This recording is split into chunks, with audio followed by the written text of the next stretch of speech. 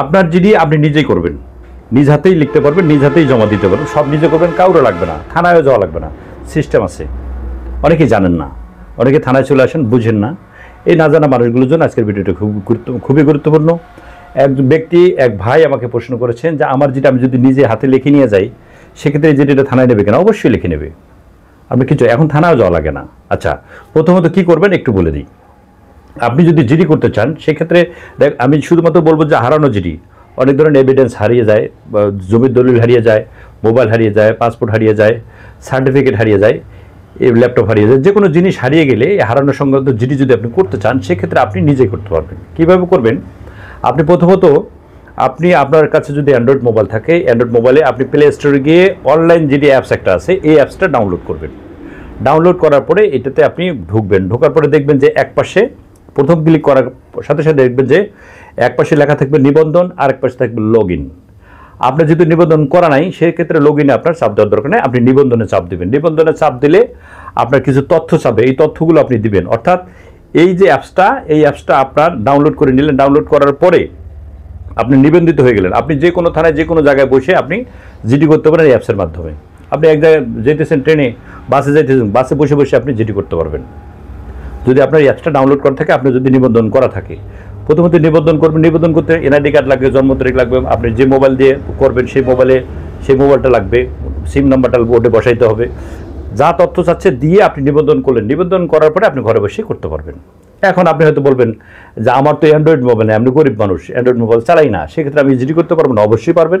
সেক্ষেত্রে আপনার পার্শ্ববর্তী যে দোকান আছে, যে দোকানে অনলাইন জিডির কাজ করে, অনলাইনে বিভিন্ন ধরনের কাজ করে, পাশের আপনার বাড়ির পাশে যে দোকান থাকে সেখানে যাবেন, গিয়ে ওই কম্পিউটারের দোকানে বলবেন যে আমি একটা জিডি করবো, অনলাইনে জিডি করবো। তারা কিন্তু অনলাইনে জিডি করে দেবে তাদের আইডি থেকে।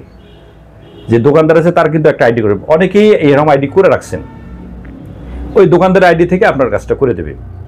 তখন আপনার যে তথ্য লাগবে সেটা হচ্ছে আপনার এনআইডি কার্ড অবশ্যই নিয়ে যেতে হবে। আপনার জিডি করতে থানায় করেন, আপনি নিজে করেন, অথবা দোকানে গিয়ে করেন, যেভাবে করেন আপনাকে আপনার এনআইডি কার্ডটা নিয়ে যেতে হবে। এনআইডি কার্ড ছাড়া কখনোই জিডি হবে না। এই যে গেলেন, যাওয়ার পরে উনি আপনাকে জিডিটা করে দিলেন, জিডি সাবমিট হওয়ার পরে এটা থানা থেকে অ্যাপ্রুভ করে আপনাকে জানিয়ে দেবে, ব্যাস আপনার জিডি হয়ে গেল। এই কাজটা আপনি ঘরে বসে থেকে করতে পারেন। আমরা অনেকে জানি না, জানার কারণে ভুল করে থাকি।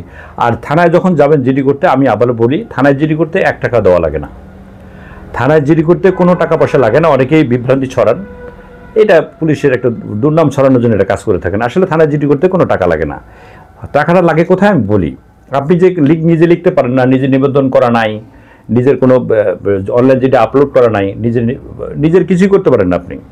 যখন থানার পাশে অনেক দোকান থাকে, দোকানে কাজগুলো করে দেয়, ওই দোকানদারের কাছ থেকে যখন আপনি করে নেবেন, দোকানদার আপনার কাছে 200, 100, 300 টাকা নিয়ে নিতে পারে, অনেকে 50 টাকা নেয়, অনেকে ফ্রিও করে দেয় গরিব মানুষ অবস্থা ভেদে।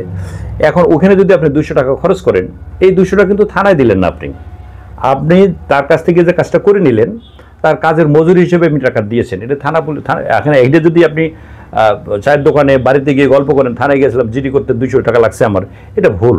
এই তথ্যগুলো ছড়াবেন না। থানায় জিডি করতে, আবার বলি, থানায় জিডি করতে কোনো টাকা পয়সা লাগে না।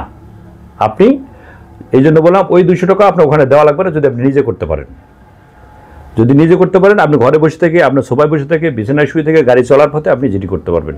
জিডি করতে টাকা লাগে না, জিডি করতে শুধুমাত্র অনলাইন অ্যাপস লাগে। অনলাইন অ্যাপসটা ডাউনলোড করে নিজের নামে নিবন্ধন করে রাখবেন, তাহলে আপনি যে কোনো সময়, যে কোনো দিন আপনি এটা করতে পারেন। এবং আপনি আপনার আইডি দিয়ে আরেকজনের জিডিও করে দিতে পারবেন।